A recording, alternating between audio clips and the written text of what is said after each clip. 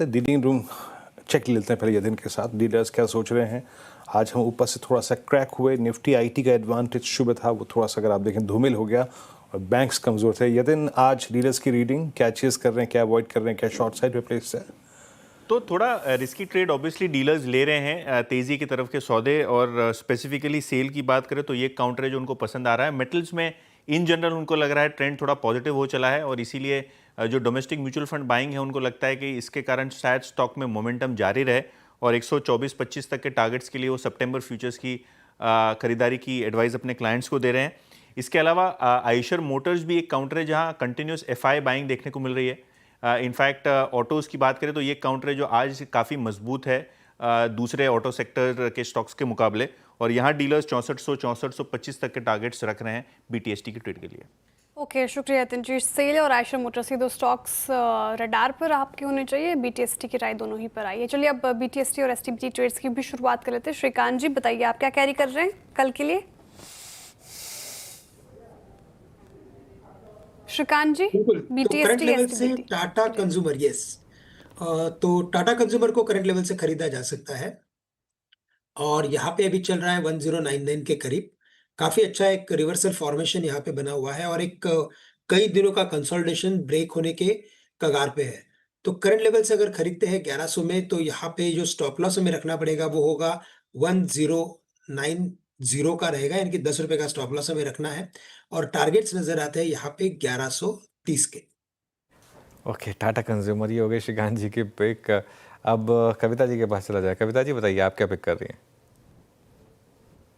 तो अनुज जी, गोदरेज सीपी इसे लेकर जा सकते हैं एफएमसीजी से। एज ऑफ नाउ 1283 के लेवल पर है और द प्राइस मूव ऑफ 1320 1340 के प्राइस टारगेट के लिए इसे एज अ पोजिशनल सेटअप देके अंटिल काउंटर 1260 के लेवल के ऊपर मेंटेन है, आप इसमें अपनी बाइंग पोजीशन रख सकते हैं। ओके, मानस आपका ट्रेड क्या रहेगा? तो देखिए, नैल्को के नेशनल एल्यूमिनियम के फ्यूचर में खरीदारी करके जाएंगे। 199 के आसपास के प्राइस चल रहे हैं, 196 के स्टॉप लॉस से खरीदारी करेंगे और 205 रुपए के टारगेट सेट करेंगे।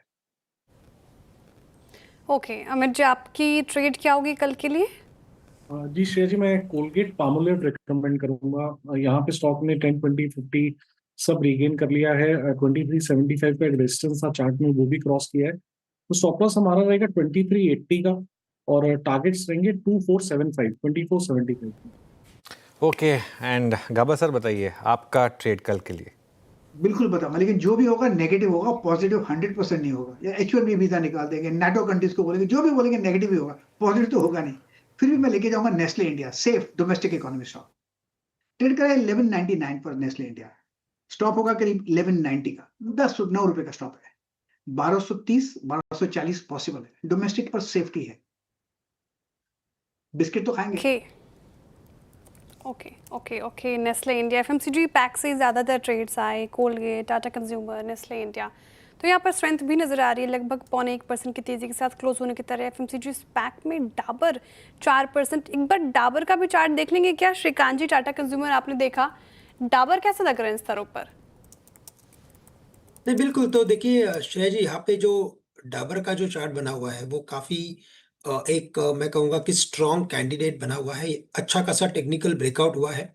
कई महीनों का कंसोलिडेशन था, उस रेंज को आज काफी कॉन्फिडेंटली स्टॉक ने क्रॉस किया है और लगातार पिछले 3 या 4 दिनों से इसमें वॉल्यूम्स भी बढ़े हुए हैं। तो हमें यही लग रहा है कि ये स्टॉक कम से कम यहाँ से 560 रुपए तक के टारगेट दिखा सकता है। बट बेस्ट केस में मुझे लगता है कि शायद ये स्टॉक 620 या 630 रुपए तक के भी टारगेट्स आने वाले कुछ हफ्तों में दिखा सकता है। तो पोजिशनल बेसिस पे या विद शॉर्ट टर्म व्यू, दोनों बेसिस पे करंट लेवल से इसे खरीदा जा सकता है। ओके, चलिए अब बीरू के पास चलते हैं एक बार आज की मार्केट ब्रेथ के लिए। बीरू बताइए।